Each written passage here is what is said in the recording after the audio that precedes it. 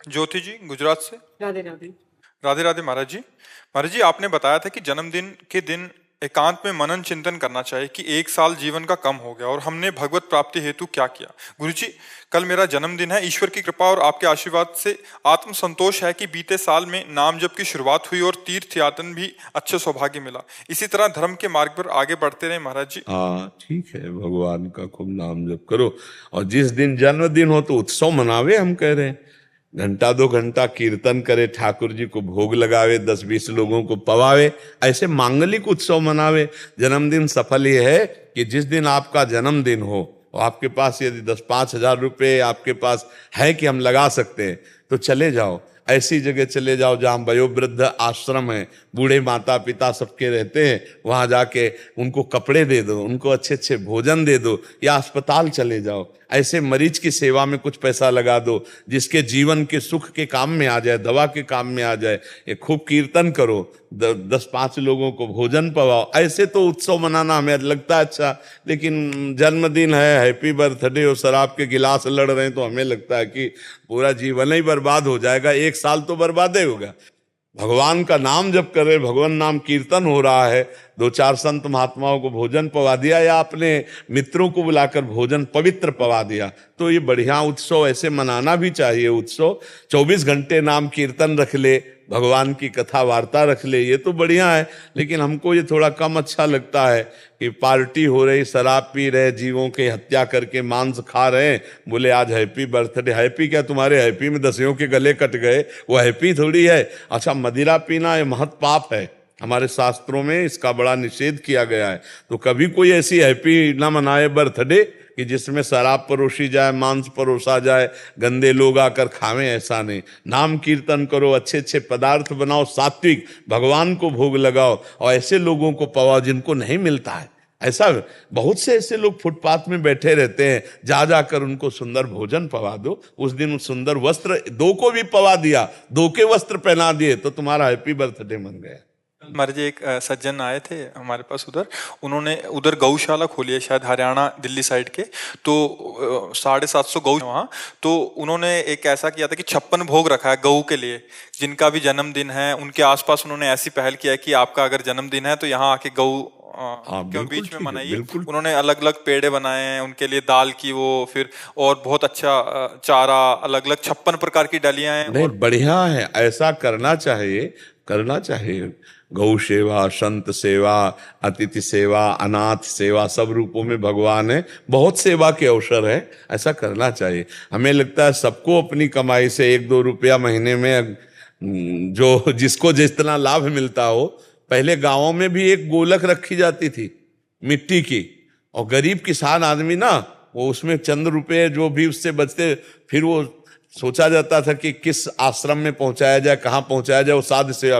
हमें लगता है सबको ऐसा करना चाहिए, 2-4-10 रुपए डाल देना चाहिए, और वो जब एकत्रित हो जाए तो गौ सेवा में है, ऐसे अनाथ भगवान की सेवा में, ऐसे सेवा में लगाने से बड़ा लाभ मिलता है, शांति मिलती। हम अभी एक डॉक्टर मंडली जो फ्री ब्रजमंडल में जा जाकर सेवा करते, उनको बता रहे थे कि एक दिन आप सुंदर भोजन बना के खुद पाओ और एक दिन वो अपनी थाल का भोजन किसी भूखे को पवा दो, फिर देखो आपको कैसा लगता है। जिस दिन आप दूसरे को पवाओगे जो शीतलता मिलेगी वो अच्छा भोजन पाने पे नहीं मिलेगी जो दूसरे को पवाने से मिलेगी। तो कभी कभी ऐसा भी करना चाहिए, किसी का पेट भर देना चाहिए। अपनी भूख है ना, उसको हम सह लेंगे, उसको छोड़, दूसरे की भूख को हम, तो ये अब आज ऐसा हो रहा है कि दूसरे की थाली छीन कर हम खाना चाहते हैं, दूसरे के सुख को मिटाना चाहते हैं, इसीलिए दुख ही दुख प्राप्त हो रहा है। बढ़िया है, ऐसे बर्थडे मनाओ। अजीत कुमार जी। राधे राधे महाराज जी। महाराज जी, हम ईश्वर के साथ गहरा संबंध विकसित करने के लिए क्या कर सकते हैं और अपने जीवन में ईश्वर की उपस्थिति का कैसे अनुभव कर सकते हैं? सबसे पहला, भगवान की आज्ञा का पालन करना। भगवान स्पष्ट आज्ञा करते हैं, अनन्य चेता सततम यो माम स्मरति नित्यशः तस्याहम सुलभा पार्थ नित्य युक्तस्य योगिना। जो मेरा अनन्य चिंतन करता है, अनन्य चेता सततम यो माम स्मरति नित्यशः तस्याहम सुलभा पार्थ, जो हमारा भगवान का संबंध है वो जागृत हो जाएगा। भगवान उसके मानस पटल पर झलकने लगेंगे, उसको ये अनुभूति होने लगेगी कि भगवान मेरे हृदय में है, वो अनुभव करने लगेगा। पर शर्त है अनन्य चेता सततम यो माम स्मरति नित्य सा, नित्य निरंतर सतत भगवान का भजन, वो बड़ा कठिन हो रहा है। नित्य निरंतर सतत शरीर का स्मरण हो रहा है, नित्य निरंतर सतत भोगों का स्मरण हो रहा है, नित्य निरंतर सतत शरीर संबंधियों का चिंतन हो रहा है। कैसे भगवान की अनुभूति हो, कैसे भगवान हम में हैं, हम भगवान के हैं, ये कैसे अनुभूति हो? तो इसके लिए मानव जीवन मिला कि हम निरंतर साधन कर सकें। तो अब जिन्होंने यौवन अवस्था बाल्यावस्था से अभ्यास किया तो वृद्धावस्था में इस बात को समझ सकते हैं, अन्यथा नहीं समझ सकते, क्योंकि भोगों में जितनी बुद्धि लगाई गई वो सब भ्रष्ट हो गई। भोगैश्वर्य प्रसक्ता नाम तयापहृत चेतसाम व्यवसायत्मिका बुद्धि समाधो न विधीयते।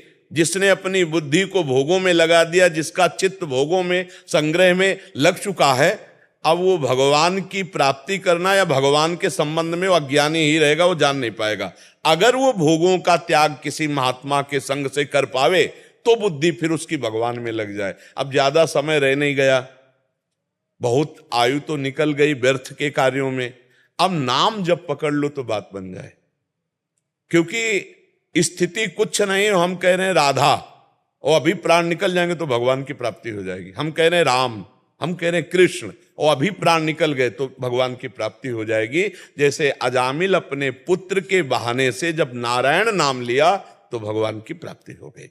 तो हमें इस समय एक ही उपाय समझ में आ रहा है कि हम खूब नाम जप करें, और ये युग धर्म के अनुसार भी उपाय है। कृतयुगे ध्यायते विष्णुम, त्रेतायाम यजतई मखई, द्वापरे परिचर्यायाम कलौ तद्धरि कीर्तनात्। कलयुग में भगवान नाम जप, भगवत नाम कीर्तन, इससे बहुत जल्दी लाभ प्राप्त होता है। हाँ, कलयुग केवल नाम आधारा, सुमिर सुमिर नर उतरहि पारा। तो जो नाम आपको प्रिय हो वो नाम खूब जप करो तो भगवान की इस आज्ञा का पालन हो जाएगा। अनन्य चेता सततम यो माम स्मरति नित्य सा। तो भगवान के नाम का स्मरण, भगवान के रूप का ध्यान, भगवान की लीला कथा सुनना, भगवान के धर्म युक्त जो तीर्थ हैं, जो धाम है, इनके दर्शन करना, इसी से हमें भगवत प्राप्ति हो जाएगी। देखो, आप धाम आए हो, नाम महिमा और रूप महिमा और भगवान की लीला कथा महिमा, इसमें चित्त को लगाना शुरू कर दो, आपको अनुभव होने लगेगा भगवान हमारे साथ है। पर अभी बहुत कठिन है, क्योंकि हमारे चित्त में बहुत से संस्कार घुस चुके हैं, पीछे के जन्म में और इस जन्म में भी। पत्नी, पुत्र, परिवार, घर, मकान, नाना प्रकार की ममता का पुंज हो चुका है। भगवान कह रहे हैं, जननी जनक बंधु सुत दारा, तन धनु धाम सुहृद परिवारा, सबकी ममता ताग बटोरी, मम पद मन ही बांध बर डोरी। अब ये काम हमें करना था कि सबकी ममता बटोर कर भगवान के चरणों में लगा ली थी, तो हम बटोरना तो और दूर रहा, फैला और दिया। अब पुकारे कि ना हम बटोर पाएंगे और ना हम भगवत प्राप्ति का साधन कर पाएंगे। जैसे ये अवस्था शरीर की है, अब आ जाए आप 2 घंटे 3 घंटे पद्मासन लगा के बैठे, असंभव। अब शरीर ऐसी स्थिति को, अब एक उपाय है नाम जप। नाम जप, राधा राधा राधा राधा, राम कृष्ण हरि, जो नाम प्रिय हो वह नाम जपने का अभ्यास करो। नाम जी है जप जागे जोगी, राम नाम मणिदीप धर जी है देहरी द्वार, तुलसी भीतर और बाहरो जो चाह सुजियार। हृदय में और बाहर लोक में भी अगर आनंद प्राप्त करना चाहते हो तो जिह्वा पे नाम जपना शुरू कर दो, नाम जप से परम लाभ प्राप्त हो जाएगा। महाराज जी, आपको यूट्यूब पे सुनकर राधा राधा का नाम जप, हाँ, बस इसी से मंगल हो जाएगा, विश्वास कर लो आप अपने मुख से राधा। हाँ, राधा राधा तो चिल्ला ही रहे हो, राधा राधा पकड़ लो। थोड़ा खान पान संभाल लेना, खान पान बिल्कुल बैठ, हाँ, तो बस राधा राधा प्याज लहसुन भी छोड़ दिया। हाँ बस। लेकिन जब कहीं जाना पड़ता है उनको थोड़ा मुश्किल हो जाता है उनसे। हाँ, जाने आने में मुश्किल हो जाता है, लेकिन एक जगह और जाना है, जहां से लौटना नहीं है, तो उस मुश्किल को तो संभालो, नाम जप न छूटने पावे, बस ये ध्यान रखना। यहां से जाना भैया कुछ पास लेके ले जाला, बड़ा खतरनाक देश है ये, मृत्यु लोग बड़ा खतरनाक है। कितना प्यार किया, पत्नी पुत्र परिवार, कोई साथ नहीं जाएगा और कभी नहीं मिल पाओगे एक बार बिछुड़ने के बाद। वो तुमसे कभी नहीं, तुम उनसे कैसा धोखा है यार। करोड़ों अरबों बैंक में जमा कर लो, दोबारा लौट के हिसाब ले आओगे, 25 पैसा तुम्हारे साथ ले जाएंगे। बस यही माया भगवान की अगर ये बात समझ में आ जाए तो हम पाप कर्म ना करें, राधा राधा राधा राधा, दूसरों का हित करें, दूसरों का मंगल करें, तो जीवन में ये कमाई लेके हम चले जाएंगे। यहां से और कोई कमाई नहीं जाती, या तो पाप कर्म, या तो पुण्य कर्म, या भजन, तीन में से कोई एक। अगर पाप पुण्य कर्म हुआ तो फिर आना पड़ेगा, भजन कर ले गए तो भगवान की प्राप्ति हो जाएगी। प्रियंका जी दिल्ली से। गुरुदेव आपके चरणों में कोटि कोटि दंडवत प्रणाम। महाराज जी, आस्तिकता की आधारशिलाओं में श्री राधा बाबा ने लिखा है कि पागल कुत्ते के काटने पर तुरंत विष का असर नहीं होता, पर कुछ समय के बाद विष का असर होता है। इसी प्रकार संत की दृष्टि पड़ने पर मानव मात्र का कल्याण निश्चित है, चाहे समय जो भी लगे। महाराज जी इस पर प्रकाश दीजिएगा। देवर्षि नारद जी ने भक्ति सूत्र में कहा, मात संगस्तु दुर्लभो, फिर कहा अगम्यो, फिर कहा अमोघस्य। संत महापुरुषों का मिलना दुर्लभ है, भगवान की कृपा से संतों से मिलन होता है। अब मैं भाव भरोस हनुमंता, बिनु हरि कृपा मिले नहीं संता। तो संत मिल गए, पर लिखा है अगम्यो, उनका निर्वाह करना बड़ा कठिन है। यदि निर्वाह कर ले गए तो अमोघस्य लिखा है, निश्चित भगवत प्राप्ति हो जाएगी। निर्वाह करना, उनकी आज्ञा का पालन करना बड़ा कठिन है। प्रवचन सुन लेना, प्रवचन कर लेना, ये बहुत सरल है, लेकिन आचरण में उतारना बड़ा कठिन है। सामने कोई अधर्म युक्त भोग उपस्थित है और आपका मन न ललचाए, ये बहुत कठिन बात है। सामने रुपया की गड्डी आ रही, कोई पापी पुरुष अधर्मी पुरुष दे रहा है, आप उसको ना लें, ये बहुत कठिन बात है। उपदेश करना बहुत सरल है, आचरण में उतारना बड़ा कठिन है। तो संत महापुरुषों की आज्ञा ही सबसे बड़ी सेवा है। आज्ञा समन सुसाहिब सेवा, उनकी आज्ञा पे चलना बड़ा कठिन है। अच्छा, अब चलने लगे उनकी आज्ञा पे, अब आपको 4 लोग ऐसे मिलेंगे कि उन्हीं पे अश्रद्धा करा दें, तो अगम्यो, निर्वाह कर। तीसरी बात, उनके कुछ ऐसे व्यवहार होते हैं जो अलौकिक होते हैं, जिनको हम नहीं समझ पाते हैं, तो हम मानसिक बुद्धि से देखकर उनमें अश्रद्धा भी कर सकते हैं। जैसे बीच सत्संग में रामकृष्ण परमहंस जी कभी कभी पकोड़ा मांग लेते, कभी ऐसे। वो अनासक्त महापुरुष हैं, बालवत चेष्टाएं हो रही। तो देवर्षि नारद जी ने लिखा है अगम्यो, निर्वाह करना बड़ा कठिन है, पर यदि निर्वाह कर ले गए तो अमोघस्य, निश्चित भगवत प्राप्ति हो जाएगी। तो दृष्टि प्राप्त होने का मतलब, जैसे हम देख रहे हैं इसे नहीं कहते, संतों की एक आंतरिक दृष्टि होती है। वो दृष्टि जिस पे लग गई, संकल्प बन गया कि आप तेरा तो उद्धार होना ही होना है, अब वो नहीं बच सकता, चाहे जहां भाग के चला जाए। अब वो उनकी दृष्टि उनके पीछे पड़ी रहेगी, और वो कभी गलत करने के सोचेगा तो जला देगी वो दृष्टि, और वो कांपने लगेगा, ना बाबा हम गलत नहीं करेंगे। तो वहां विनोद में कह रहे कि जैसे पागल कुत्ते की दृष्टि पड़ गई तो हजारों को छोड़ के काटेगा उसी पे जिस पे उसका निशाना सध गया, और जिसको काट लिया तो जब बादल गरजते हैं वर्षा आदि का संयुक्त, तो उसके अंदर वो ज्यादा विष चढ़ता है। ऐसे ही संतों की दृष्टि पड़ गई, और जब सत्संग मिला, शास्त्र स्वाध्याय हुआ, तो उसका धीरे धीरे रंग चढ़ा। तो आप सरिस चाहे सब पीना, फिर आप भी संत हो जाएंगे। भेष से ना सही, पर आपका आचरण संत हो जाएगा, आप भी भगवत प्राप्त हो जाएंगे। तो जो संतों का कथन है, मतलब जिसके पीछे लग गए। अब संत किसके पीछे लगते हैं? जो उनकी आज्ञा का पालन करता है, सेवा में हर कष्ट सहते हुए उनकी आज्ञा के पालन में। यही सेवा। सेवा का मतलब हाथ पैर दबा देना, कपड़ा लत्ता धो देना, ये सब एक अंग है। संपूर्ण सेवा उनकी आज्ञा का पालन है। पास में रहता हो और आज्ञा पालन न करता हो, लाभ नहीं मिलेगा। दूर रहता है, आज्ञा पालन कर रहा है, उसको लाभ मिल जाएगा। कभी कभी कहा नहीं जाता दीपक तले अंधेरा। तो अधिक प्रियता के कारण वो उनकी अवहेलना कर देते हैं, आज्ञा उल्लंघन तो नहीं लाभ ले पाते। या बाहरी सांसारिक लाभ, संत के पास सेव संतरा रुपया पैसा खान पान सामग्री आ रही तो उसका लाभ, तो वो आंतरिक लाभ नहीं ले पाएंगे। बहुत चीजें हैं, यदि हम केवल लक्ष्य रखें इनसे हमें भगवत प्राप्ति करना है और ये जो बोले वही मैं करूंगा, बस अब उनकी दृष्टि घसीट लोगे आप।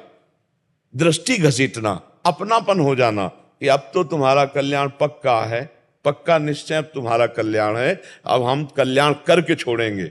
अब ये जिद्दी स्वभाव संतों का उस जीव का कल्याण कर देगा, उनके पीछे पड़ जाएंगे। तभी किसी किसी को ऐसा लगने लगता है कि हम में कुछ है तभी तो हमारी तरफ इनका ज्यादा प्यार है। संतों का जैसे होता ना, नहीं नहीं, उनका कुछ देख के नहीं, उनका मन हो गया है भगवान से प्रेरित होकर तुम्हारा कल्याण कराने की।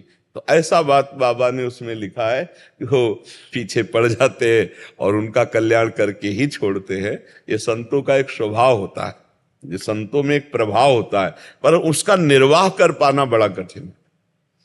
एक बार देवर्षि नारद जी एक देखा बहुत बूढ़ा दुकान में बैठा है और इधर उधर की बातें बक रहा है।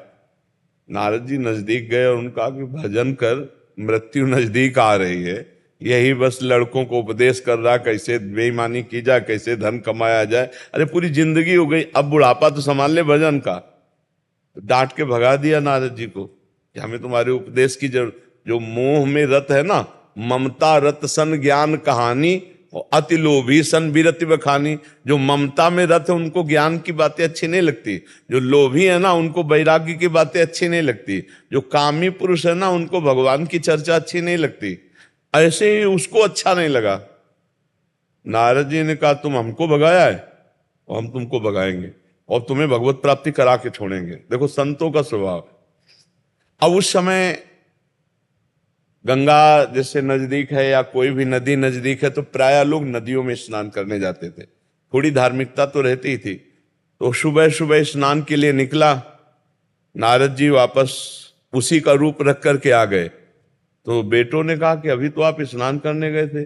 बोले स्नान करने गए, मैंने देखा मेरे ही जैसा एक आदमी, तो मैंने सोचा तुम लोगों को बता दूं कि वो आदमी यहां आने ना पावे और कहीं वो हमारे जैसा बिल्कुल रूप रखे हुए वो बहुरूपिया कहीं हमारी संपत्ति ना हड़प ले, इसलिए मैं वापस आ गया हूं। अब आज तो गंगा नहाने नहीं जाऊंगा, कल जाऊंगा। अब वो नहा धो के घर में जो आए तो लड़के पहले से ही खड़े थे।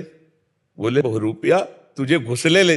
उनका तो दिमाग खराब है, हम तुम्हारे बाप। बोले बाप हमारे अंदर बैठे, तुम हमारे बाप नहीं हो। और धक्का लगा के बाप, वो लाख कह रहा है कि कसम खा रहा है बाप। अरे बोले हमारे पिता घरे बैठे, दृष्टांत में उदाहरण में दिया। अब वो बाहर रोते हुए खड़ा। देवर्षि नारद जी जो पिता बने हुए थे वो बाहर निकल करके आए। बोले तेरा यहां कुछ नहीं है, अब समझना दे तो पिट जाएगा, तू जा बाहर। उनका आखिरकार हो कौन आप? तब देवर्षि नारद जी अपने रूप में हुए। बोले समझे, माया के एक नाटक में तुम्हें घर से बाहर निकाल करके अभी और कभी जिंदगी में घुसने नहीं देते। अब मान ले भजन कर ले, तेरा कोई नहीं है संसार में, अभी कुछ दिनों में शरीर छूट जाएगा, अब हरि भजन कर ले। उसके दिमाग में समझ में आ गया कि ये संसार का राग, संसार का मोह झूठा, और वो भजन में लग के भगवान को प्राप्त हो गया। बुढ़ापा उसका संभल गया।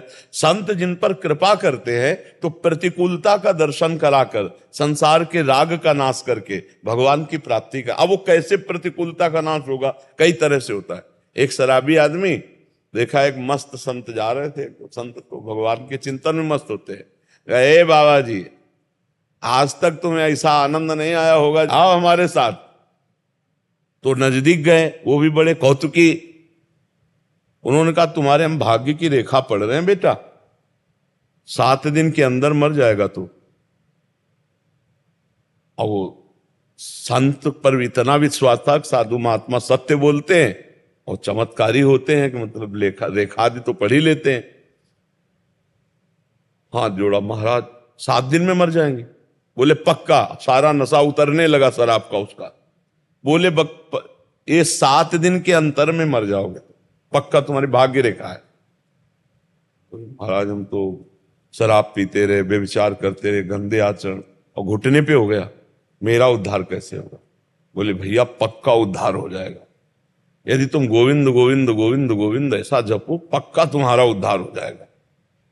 बोले बस आप ही हमारे सहारा हो, आज से हम कभी शराब नहीं पिएंगे और घर जाकर के हम गोविंद गोविंद गोविंद गोविंद सब बंद कर, 7 दिन में मर ही जाना, संत के वचन है। 1 दिन 2 दिन 3 दिन भोजन छोड़ दिया, गोविंद गोविंद गोविंद गोविंद गोविंद गोविंद, हरे मुरारे गोविंद गोविंद मुकुंद कृष्ण, गोविंद गोविंद रथांग पाणे, गोविंद दामोदर माधवेती, गोविंद गोविंद रट लगा। क्योंकि अब पता चला ना, जब 7वां दिन आया तो बस वो सोच रहा था अभी मरे अभी मरे, क्योंकि 7 उतने में वो महात्मा गए, जो देखा स्वामी जी, और चरणों में गिरा। 7 दिन हो गए गोविंद गोविंद जपते हुए, आज हमारा आखिरी जन्म, भले आ गए हो, अब आपके सामने प्राण निकले, आप ऐसा आशीर्वाद दो कि अब हमारा दोबारा संसार में जन्म ना हो। 7 दिन भजन कर रहा है ना, और उसको बहुत एकदम चरणों में गिरे। बोले बेटा सही बताए, तुम अमर हो गए, तुम मरोगे नहीं। मरना तो 7 दिन में, इतवार से सोमवार के बीच में दिन ही आएंगे, हमारी मिथ्या वचन नहीं, 7 दिन के अंदर ही मरोगे, लेकिन अब तुम मरोगे नहीं, क्योंकि तुम भगवान के नाम में डूब गए। अब पूरा जीवन जितनी श्वासें इसी नाम को जपना, तुम्हें भगवत प्राप्ति हो जाएगी। तो साधु महात्मा कुछ ऐसे कौतुकी होते हैं कि जिसके पीछे लगे उसका कल्याण करके ही छोड़ते हैं, और अगर उनके वचनों पे विश्वास हो जाए तो पक्का भगवत प्राप्ति हो जाए। कुछ भी उनके वचनों पे विश्वास हो जाए। एक गांव की गौवें चराया करता था आदमी, पहले ऐसा होता था, ग्वाले होते थे तो गौवें चराता था, और भोजन और सब लोग उसको, अर्थव्यवस्था तो उससे परिवार चलता था।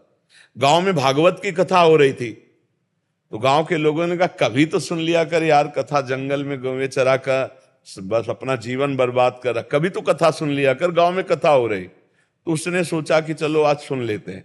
तो वहां गए तो उन कथा का प्रसंग चल रहा था, जिसने जिंदगी में गुरु नहीं बनाया, भजन नहीं किया, उसका जीवन बेकार चला गया। तो अब इसी सोच में रह गया कि मैंने तो कभी गुरु बनाया नहीं, कोई भजन तो साधन, तो हमारा जीवन बेकार चला गया। कथा समाप्त हुई, पंडित जी के चरणों का, ज्यादा बात तो हम नहीं पकड़ पाए, इतना पकड़ पाए कि गुरु बनाए बिना जीवन व्यर्थ जाता है। तो अब आप हमारे गुरु, अब हम कहाँ ढूंढे गुरु, आप ही गुरु हो, अब हमें मंत्र दे दो, हम अपनी गाय चराने जाए, हमें ज्यादा समय नहीं है। तो ऐसे कहीं मंत्र मिलता है कि गली चलते। तो उनका आखिरी दिन, जिस दिन कथा समाप्त होगी उस दिन तुम्हें हम मंत्र दे देंगे, तुम आ जाना। अब आखिरी दिन काफी भेंट वेंट चढ़ी। अब वो गरीब आदमी को क्या देगा दीक्षा में, तो उन्होंने टाल दिया, अभी हम भोजन कर रहे हैं। फिर वो बेचारा बाहर बैठा भोजन, वो अच्छे से भोजन किया, थोड़ी देर आराम करके जाना था। अब रबड़ी आदि पाया तो पेशर बना। अब पहले गांव बाहर शौच जाना होता था, शौचालय तो होते नहीं थे। अब वो घर के बाहर बैठा था, जो ही लोटा लेके निकले से बोले गुरुजी गुरुमंत्र दे दो, देखो कथा भी समाप्त हो गई और आप जाने वाले भी हो, और पीछे पीछे चल दिया। अब वो धोती संभारे, उन्होंने कहा दिमाग खराब है, शौच जा रहे तुम्हें गुरुमंत्र। उसने कहा आप नहीं छोड़ने वाले, हम हमारे पास इतना टाइम नहीं, पूरे गांव के गौवें चराते हो, पीछे पीछे चल दिया। अब उनको सोच लगी थी, वो सोचे अब जाए तो हम कहीं बैठ जाए किसी वृक्ष आदि के आड़े लेकर के। अब वो सोच लगी थी, तो उसने कहा महाराज गुरुमंत्र दे। बोले धत गपो चंद, बोले गुरु जी, बस मान गए। धत गपो चंद, धत गपो चंद, अब न राम न कृष्ण न हरि। अब सोचो, गुरु भाव और गुरु मंत्र पर विश्वास, गुरु ने कह दिया धत गपोचन, तो जपने लगा। अब धीरे धीरे धीरे धीरे इतना जप में तन्मयता होने लगी। भोले आदमी को भगवान बहुत जल्दी मिलते हैं, ज्यादा जो बुद्धिमानी होती है ना उनको परीक्षा लेते हैं, और जो सीधा साधा भोला होता है ना उसे भगवान बहुत जल्दी मिलते हैं। अब वो एकांत में बैठ करके जैसे गाय चरा रहा, धत गपोचन घप। अब सब लोग सोचे कि क्या मूर्ख है, भगवान के तो बहुत से नाम हैं, गोपाल शास्त्र नाम, विष्णु, कोई नहीं मिलता ऐसा ये नाम। अब उसको इतना मनाया कि गाय चराना छोड़ दिया, अपने घर में बैठ करके एकांत कमरे में। भगवान द्वारिकाधीश जी ने कहा रुक्मिणी जी से कि आज हम एक भक्त के दर्शन करने चलते। तो रुक्मिणी जी ने कहा प्रभु हम भी चलेंगे। बोले जरूर चलो, बहुत महान भक्त है, निर्मल भोला एकदम। दोनों छद्म वेश में अपने वेश को बदल करके गए, उसके घर में गए। बोले प्रभु भक्त, तो बोले हमारे भक्त अकिंचन होते हैं, ऐसे ही होते हैं। बोले प्रभु हम पहले देख के आते हैं असली भक्त है आपका कि नहीं। तो वहां गए तो बेचारा धत गपोचंद धत गपोचंद, तो उनका श्री कृष्णचंद, द्वारिकाधीश, बहुत से नाम तो सुने, ये ददगपोचंद कौन सा नाम है भगवान का हमारे? तो उनका ये किसका नाम जप कर रहे हो? अब अभी तक तो किसी ने पूछा था नहीं था, उसने हल्की सी आंख खोल के देखी कोई स्त्री है, तो गुस्सा में, गाय चराने वाला आदमी गुस्सा में कहा तुम्हारे खसम का जपते हैं और किसका जपते हैं? रुक्मिणी जी लौट के आई, वो बोले प्रभु बहुत जानकार आदमी है बोले प्रभु बहुत जानकार आदमी है, वो एकदम देखते ही जान गया और बोला आप खसम माने पति, बोले आपका भजन कर रहा है प्रभु, बहुत सर्वज्ञ भगत है। भगवान बहुत मुस्कुराए, बोले प्रभु एक प्रश्न हमें इस समय उठ रहा है कि आपके गोपाल शास्त्र नाम, विष्णु शास्त्र नाम, बहुत से नाम हमने सुने, लेकिन ये गपोचंद नाम कब आपका सुना? बोले बहुत मीठा नाम है हमारा, बहुत प्यारा नाम है। बोले कब का? बोले जब हम ब्रज में थे और बाल रूप में थे, तो मैया किसी कार्य में रत थी, तो हम अपने सखाओं के साथ माखन चोरी कर रहे थे, तो छीका में ऊपर मैया ने टांग दिया था, तो एक सखा के कांधे पे ओखली पे सखा, ओखली होती ना उल्टा करके, और उस पे सखा, और सखा के कांधे पे ठाकुर जी, और खूब ऐसे मक्खन सब। मैया आई, मैया ने कहा ये क्या कर रहा है? तो फिर हमने बहाना बनाया कि मुझे भूख लगी थी, लगा मैया काम में है, और इसमें देखा चींटी, तो हम कहा मैया आएगी चींटी निकालेगी तब माखन खाएगी, तो मैं चींटी निकाल रहा था। बोले वाह बहुत चतुर, बाल गोविंद भगवान बोले बहुत चतुर, अच्छा चींटी निकाल लेते तो यहां तक हाथ कैसे तुम्हारे? अरे चींटी ऊपर ही होती। बोले मैया जब ऐसे रखते तो नीचे चले जाती, तो मैं खबो खबो के ऐसे निकाल रहा था। तो बोले चल लाला ये भी बात मान गई, लेकिन तेरे मुंह में यहां से मक्खन लगा, यहां चींटी निकाला कर। बोले तू समझती नहीं मैया, जब चींटी निकाल लाते तो मक्खियां ऐसे आती, तो मैं जब ऐसे करता तो वही लग गया है। तब मैया ने कहा झूठा धत गपोचल, बोले उस समय मैया ने कहा था ये हमारा नाम है। देखो उन्होंने उपहास में पंडित जी ने कहा, उसने गुरु मानकर नाम जपना शुरू कर दिया, जो भगवान के नामों में कहीं नहीं था, उसको भगवत प्राप्ति हो गई। गुरु के वचन, संत के वचन यदि हम मान ले तो निश्चित भगवान की प्राप्ति हो जाती है। बहुत से ऐसे उदाहरण हैं शास्त्रों में कि जो भोले भाले भक्तों ने भगवान को प्राप्त किया। एक कुछ होते हैं सच्चे मार्ग के प्रति और कुछ होते हैं पाखंड करने वाले। तो एक पाखंडी गांव के बाहर ऐसे तिलक विलक रचना की और देखा कि लोग जो है गाय चरा रहे हैं, तो थोड़ा ऐसे ऐसे, तो एक भोला आदमी आया और कहा प्रणाम किया और कहा संत भगवान, तो गांव मांगने जाना था इसलिए तिलक विलक लगा लिए। बोले संत भगवान ऐसे क्या करते हो? तो बोले ऐसे भगवान के दर्शन हो जाते हैं। और वो भोला आदमी वो जो ही गए सो तालाब में नहाया और जैसे जैसे चिन्ह बनाए थे तिलक के वैसे चिन्ह बनाए। अच्छा वो तो नाटक कर रहे थे, पकड़ के सांस ले रहे थे, बस ऐसे पकड़े और वो सीधा आदमी सीधे बंद कर लिया, सीधे बंद करके कि भगवान दर्शन दो, भगवान दर्शन दो, भगवान दर्शन। भगवान अब मिनट भर तो जो प्राणायाम करते हैं वो रोक सकते हैं, इसके आगे तो प्राण फिर व्याकुल होकर निकलने लगेंगे। 1 मिनट में भगवत प्राप्ति उसको हुई। भगवान मुझे दर्शन दो, क्योंकि वो बताया ना ऐसे करने से भगवान के दर्शन। तो भगवान ने हाथ हटाया, भगवान कहो सो कहां जहां प्रभु नाई, कमर में फेंट बंधा हुआ बंसी, बाल गोविंद रूप। जेउस ने देखा, बोले आप कौन है? हमारी नाक से जो हटा, बोले हम भगवान हैं। बोले हमने तो कभी देखा नहीं, हम तो जानते नहीं।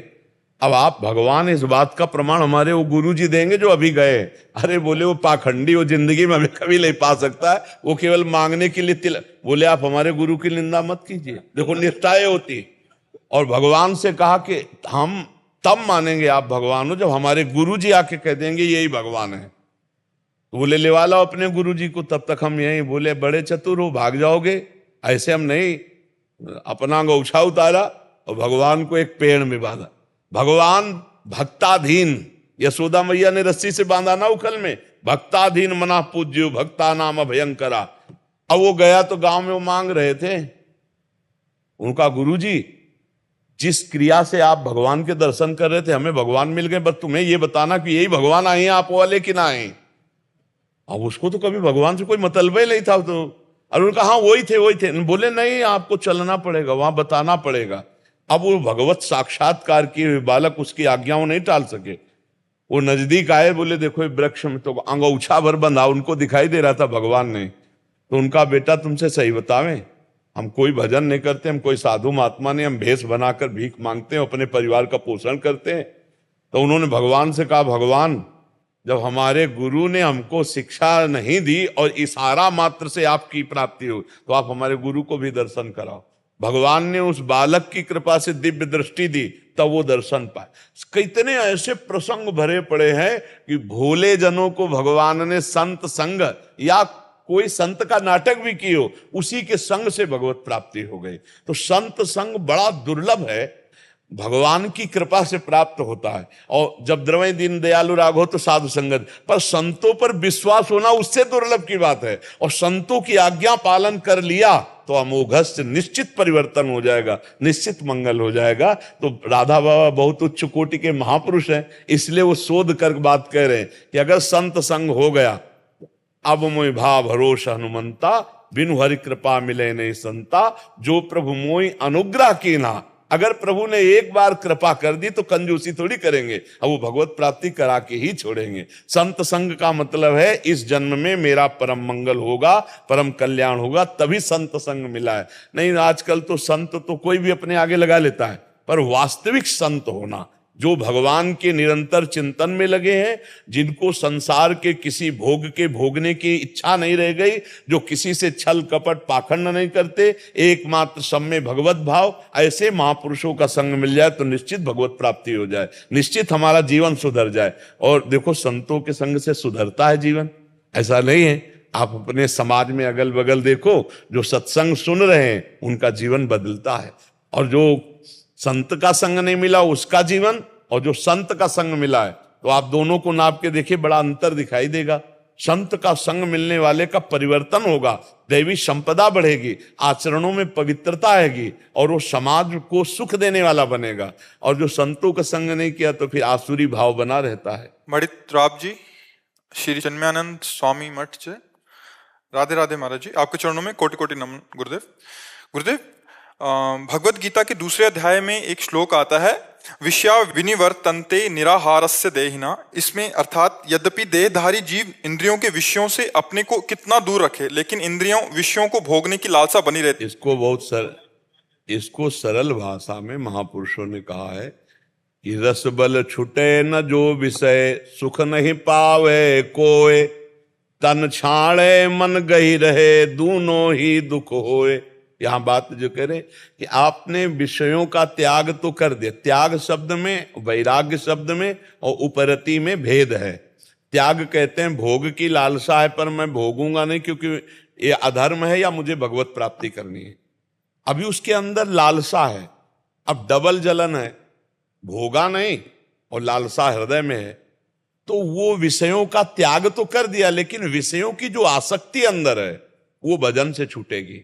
रस बल छूटे जो विषय, तब ही तो सुख होए, जैसे आतप को तप्यो, पावे सरिता तोए। जैसे धूप का तपा हुआ एकदम शीतल जल में जाके खड़ा हो जाए, ऐसी शांति मिलती कब? जब भजन बल से विषय त्याग होता है।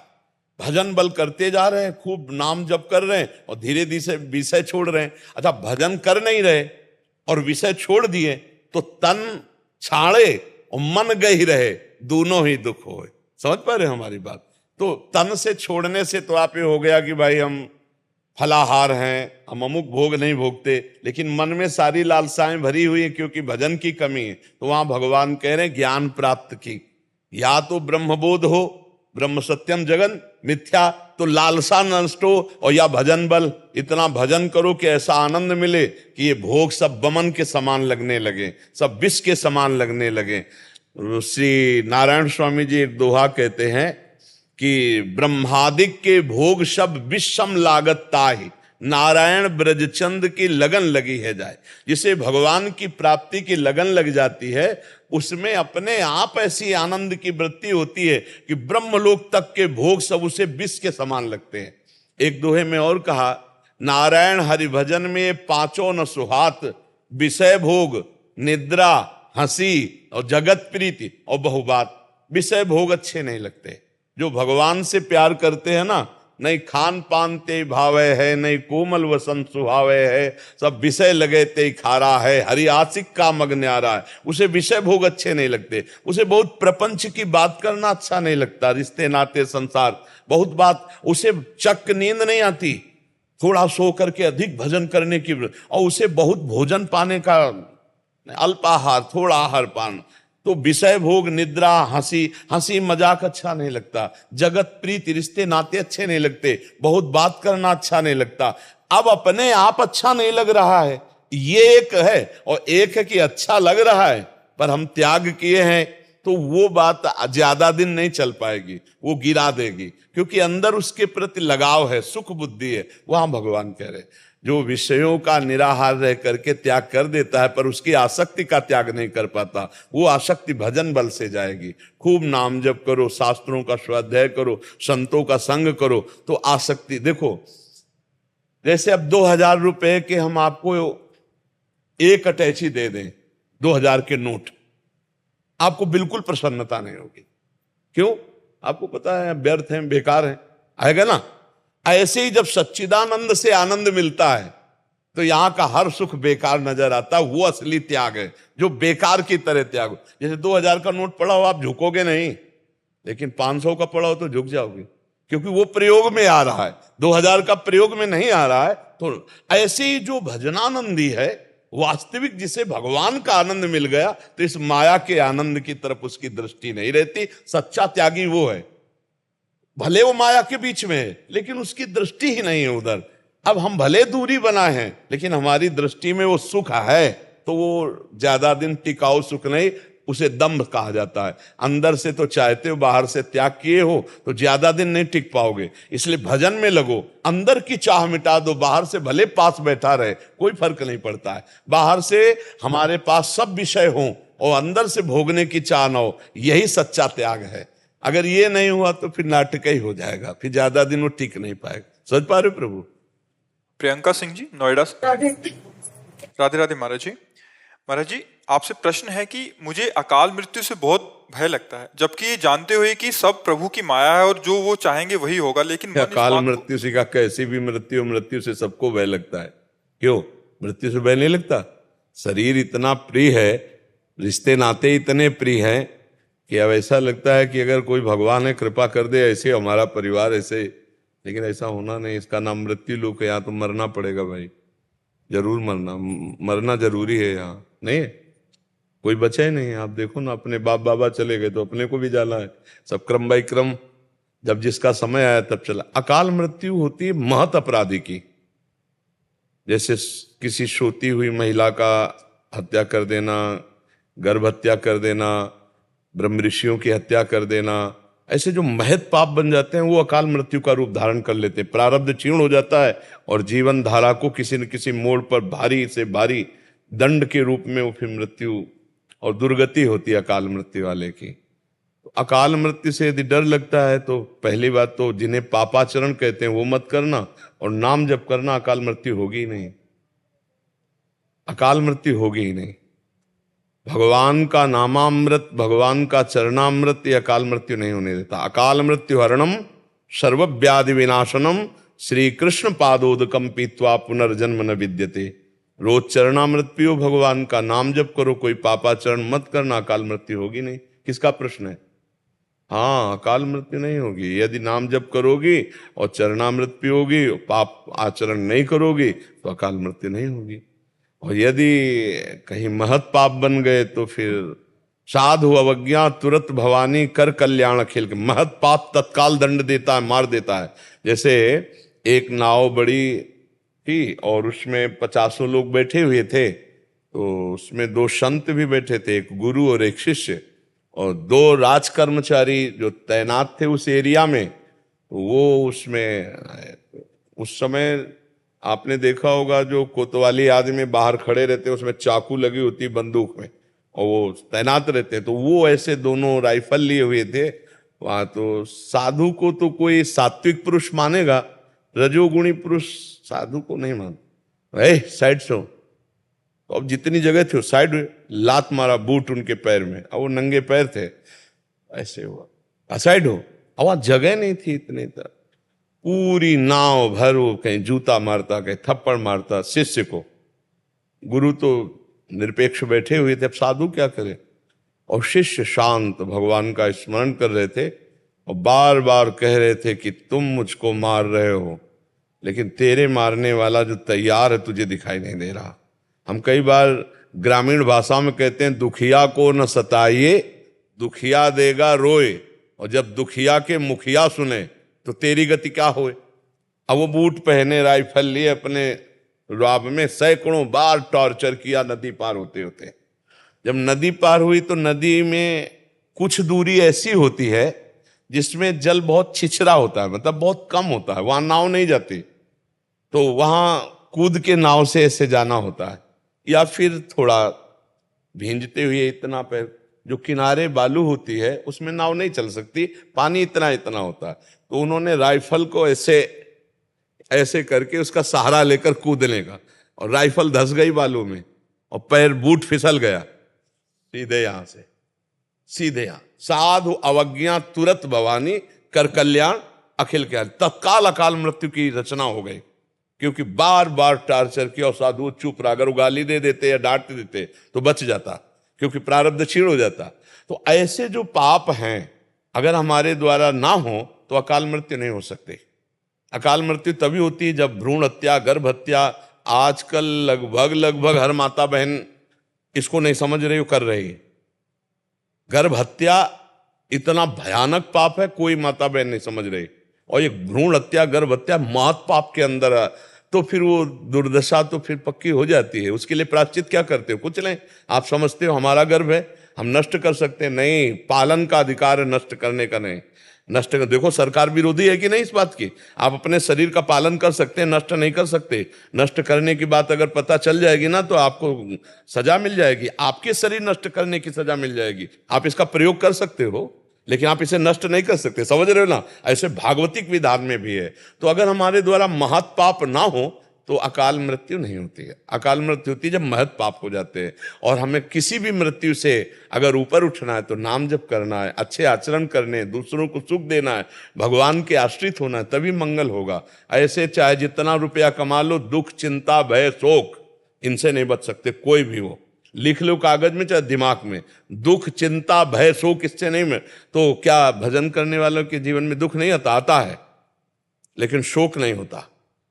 भगवान एक ज्ञान देते हैं, एक आनंद देते हैं, जिस आनंद में दुख को भी बहुत आराम से सह लेता है। कई बार हमने कहा कि हमको तो जैसे तौला अपने दिमाग से, तो तुम्हें साधारण भाषा में बता रहे हैं कि 100 ग्राम दुख और 900 ग्राम ऊपर सुख, क्या करेगा?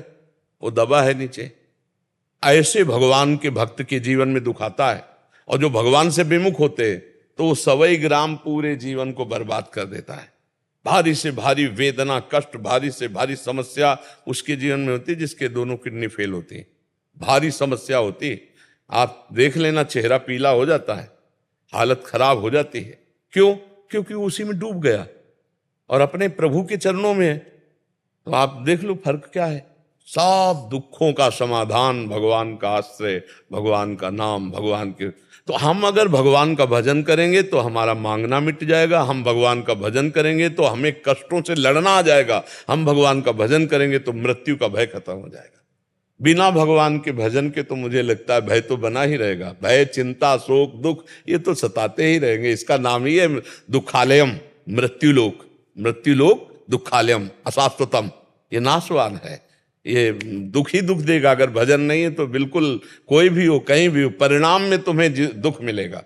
वर्तमान में तो लगेगा मैं सुख भोग रहा हूं, लेकिन परिणाम में तुम्हें दुख मिलेगा। यतदग्गे विस्मय परिणामे अमृतोपमम। भजन मार्ग में चलने पर विष जैसा लगेगा, लेकिन परिणाम में अमृत मिलेगा। भोग मार्ग में, गलत मार्ग में चलने में यतदग्गे अमृतोपमम परिणामे विस्मय। शुरुआत तो अमृत जैसी लगे, लेकिन परिणाम विष होगा। जैसे पराई माता बहन की तरफ गंदी दृष्टि देखना, गंदा भाव करना अमृत जैसा लगेगा, लेकिन इसकी क्रिया का परिणाम ये महान विष जैसा होगा। और सुबह 4 बजे जगना, नहा धो के भजन में बैठ जाना, घंटा 2 घंटा भजन करना, ये विष जैसा लगेगा, लेकिन परिणाम अमृत में जैसा होगा। तो भगवान का आश्रय लो, नाम जप करो, धर्म से चलो, तो सब भयों से भगवान बचा लेंगे। भगवान निर्भय पद प्रदान कर देते हैं, भगवान अभय दे देते हैं। जो सभी आवा सरनाई, रखियो ताई प्राण की नाई। भगवान कहते हैं अगर भयभीत होकर भगवान की शरण में चले गए तो भगवान निर्भय पद दे देते हैं।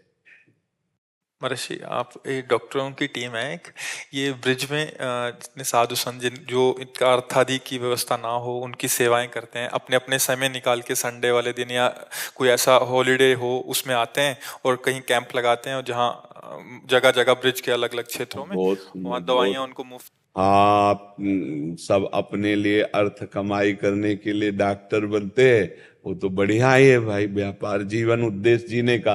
लेकिन ये जो आप कर रहे हैं इसे परमार्थ कहते हैं, इसे स्वार्थ नहीं कहते। और परमार्थ वाले का स्वार्थ भगवान पूर्ण करते हैं। उनको योगक्षेमम वहाम्यम वो देखते हैं। आप दूसरों को सुख देने की भावना में जितना दृढ़ रहेंगे भगवान उतना आपको सुख देंगे। और जो दूसरों को दुख देता है, अब जैसे कुछ डॉक्टर अर्थ की लालच वृत्ति में आकर कुछ ऐसे कार्य करते तो आप सुनते हैं बहुत तरह से उनका अपमान भी होता है। और फिर अगर ना हो प्रगट में तो भागवतिक उनके घर में आतंक पैदा हो जाएगा, मन अशांति वाले सब खेल होने लगेंगे। ये बहुत सुंदर बात है। अधिक से अधिक जितना शरीर और जितनी बुद्धि आप में भगवान ने दी, बल दिया है, उसका दूसरों की सेवा में प्रयोग करो। तो आप एक बात आप कभी अनुभव करना कि आप अच्छे भोजन की थाली स्वयं पाके देखो और अपनी थाली किसी एक दिन भूखे को पवा के देखो, तो जो आपको हृदय में शीतलता मिलेगी वो स्वयं पाने से नहीं मिलेगी, नहीं ना। तो जिनके पास अर्थ का अभाव है उनको दवाइयां देना, उचित सलाह दे देना, और सबसे पहले वचन की औषधि होती है, आप ठीक हो जाएंगे। हमने आप जैसे हजारों को ठीक किया है, अरे आपका तो कुछ है ही नहीं, तो वो एक आदमी को साहस बनता है ना। रोग में सबसे पहली दवा होती है, डॉक्टर की चतुरता यही है कि उसको वचन के द्वारा भले कल पधार जाए लेकिन कल तक हम उसको पुष्ट रखेंगे, कुछ नहीं होगा। आप तो बहुत नॉर्मल हैं, आपसे बहुत सीरियस को ठीक किया, पहले वचन की औषधि गई, फिर मुस्कुराहट से जो हम उसकी सेवा कर रहे हैं, इससे हमारे ऊपर भगवान की कृपा होगी। बहुत अच्छा है, आप ऐसा कीजिए। और ब्रज तो भगवान का साक्षात स्वरूप है, यहाँ ब्रजवासी संतों की सेवा भगवान की सेवा है। वैसे चराचर जगत में किसी की भी सेवा करे तो भगवत भाव से ही करे। फिर ब्रज तो भगवान का मूर्तिमान स्वरूप है, 84 कोस भगवान श्री कृष्ण का साक्षात स्वरूप है। लाओ इनको दुपट्टा, इसको चुनरी, बहुत हाँ बहुत सुंदर। एक छोटा सा फिर भाव सुना दो आप। सुना दो। श्री राधा रटे सब व्याधा मिटे, अनुराग हिये गुण गायन में, चहु ओर बहत रसधार सदा, बरसाने की कोमल छायन में। सुख नाहे कहूं बरसाने बिना, जग के झूठे उलझायन में। कह माधव रूप अली बस हो, वृषभान किशोरी के पायन में।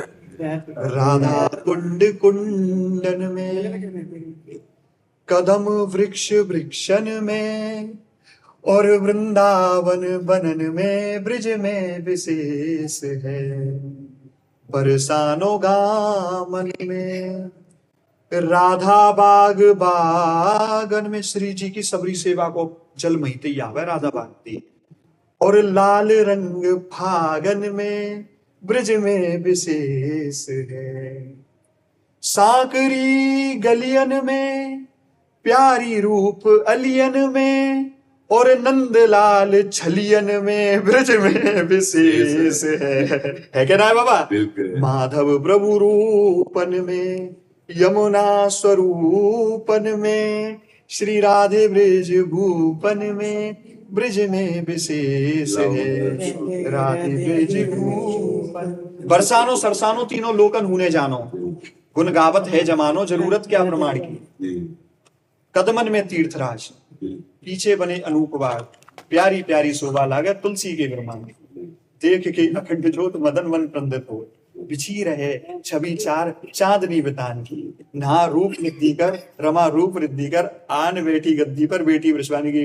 बोल बहू के भैया की जय। जय हो। महाराज जी आप कुश्ती प्लेयर हैं दोनों, मतलब विश्व लेवल की कुश्ती खेलते हैं और उसमें भारत को रजत पदक भी ओलंपिक में इन्होंने दिलाया। आपने भी विश्व स्तरीय कुश्ती लेवल में भारत को पदक दिलाया महाराज जी। हाँ, बहुत ठीक है। बस आचरण की पवित्रता सुरक्षित रखना। जब अपनी लौकिक उन्नति होने लगे तो अपने चरित्र पर अंकुश कर ले, चरित्र पर शासन कर। चरित्रहीन व्यक्ति ज्यादा दिन टिकता नहीं है। उसका यश, उसकी महिमा, उसका बल, तो ये देह बल, बौद्धिक बल से सुरक्षित रहे, चरित्रहीनता ना आने पावे, बेविचार प्रवृत्ति न जागृत होने पावे। और माता बहनें जितनी भी है, चाहे जितना नजदीक संग हो, पर जहां पाणिक ग्रहण संस्कार हुआ है अगर गृहस्थी में है, तो उसके अलावा फिर चरित्र पावन रखना, फिर कभी कोई तुम पर अंगुली नहीं उठा पाएगा। तो अगर आप चरित्रहीनता करेंगे तो फिर आपका जीवन आगे चल करके उन्नति से पतन में चला जाएगा। और चरित्र पक्का तो फिर प्रायः कुश्ती लड़ने वाले हनुमान जी को आदर्श मानते हैं। नहीं मानते? क्यों मानते हैं? क्योंकि वो चरित्रवान है, वो ब्रह्मचारी हैं। और देखो, इसमें ब्रह्मचर्य बहुत काम करता है। आप चाहे जितना बलिष्ठ भोजन पालो, अगर ब्रह्मचर्यहीन हो तो पछाड़ने की ताकत नहीं रहेगी। पछाड़ने की ताकत ब्रह्मचर्य में होती है। एक अद्भुत जोश होता है कि आप अपने से डेढ़ा वजन वाले को टांग सकते हैं, ब्रह्मचर्य में ताकत होती है। तो ब्रह्मचर्य उचित, हम ये नहीं कह रहे कि अखंड, उचित ब्रह्मचर्य, क्योंकि गृहस्थी में जाना है या गृहस्थी में हो, पर पराई माता बहनों की तरफ के लिए तो बिल्कुल कसम खा लो, वो तुम्हारे लिए जहर है। तो इसलिए इस बात से बचे रहना, चरित्रहीनता ना आने पाए। और अपनी नियत संख्या का जो व्यायाम है वो बढ़ना चाहिए, कम नहीं होना चाहिए। जो हमारा मतलब हम 40 मिनट दंड लगाते हैं, 40 मिनट बैठक लगाते हैं, 1 घंटा हम वर्जिश करते हैं अलग से, तो हमें वो सब करना है। नित्य दिनचर्या में जो पहलवान प्रमाद युक्त हो गया कि अखाड़े में जाना तो थोड़ी तैयारी कर ली, नहीं तो ऐसा वो पहलवान नामी नहीं हो सकता। प्रमाद नहीं आना चाहिए, अपनी दिनचर्या फिट होनी चाहिए। एक बार की हम तुम्हें घटना बताते हैं। कुड़नी है कानपुर जिले में, तो वहां दंगल था, तो यहाँ मथुरा के हरशंकर बाबा गए हुए थे।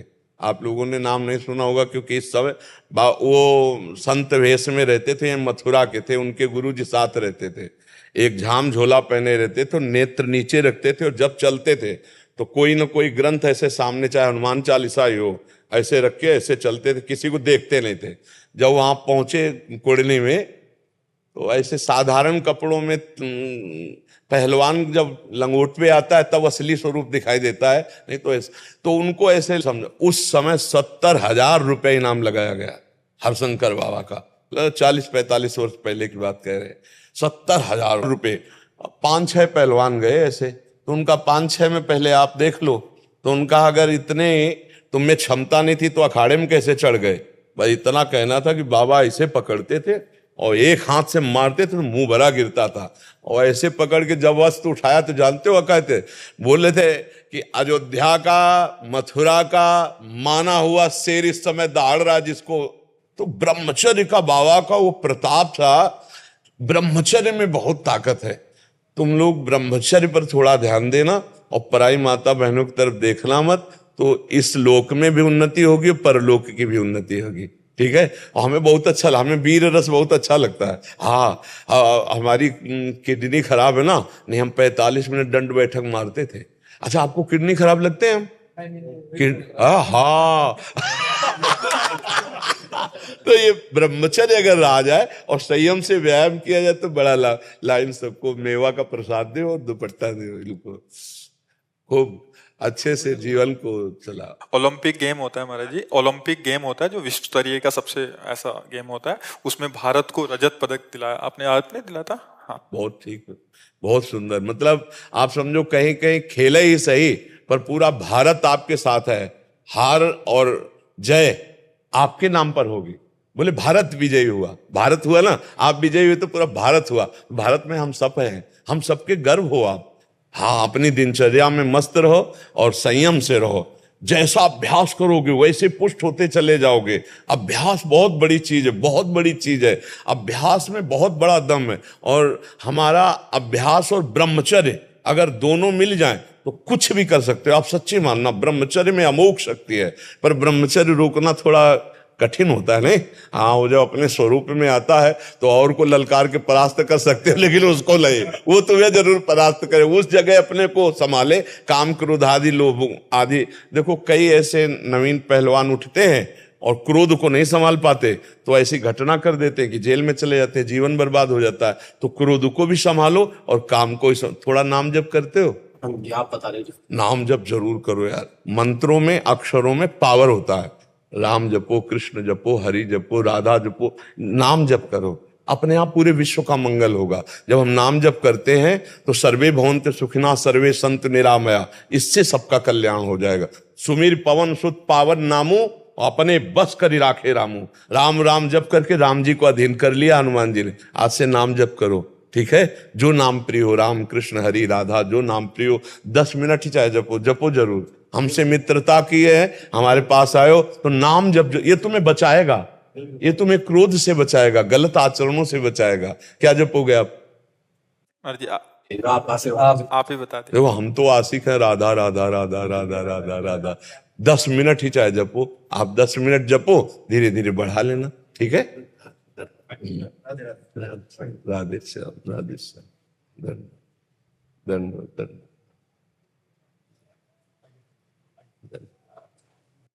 राधा राधा राधा राधा राधा राधा राधा